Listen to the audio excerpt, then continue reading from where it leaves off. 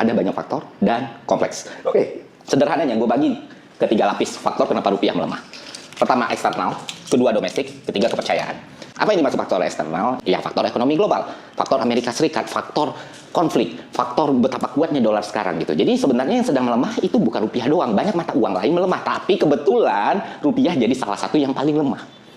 Paham?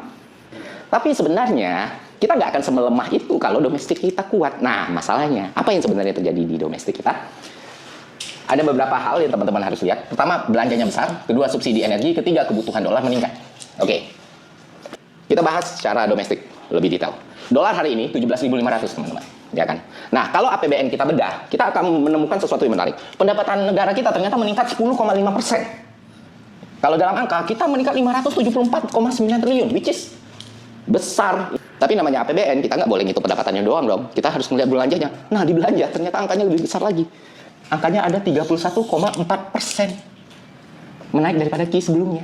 Jadi, kita, negara ini, pemerintah belanja di APBN itu 815 triliun. Dan kenaikannya, kayak yang pernah kita bahas di kemarin, porsinya di PDB atau GDP, itu 21,8%. Nah, kalau diangkakan, kayak gue bilang tadi, 815 triliun. Dan lebih menarik lagi ketika kita bedah angka 815 triliun ini, ternyata 610 triliun itu belanja pemerintah pusat.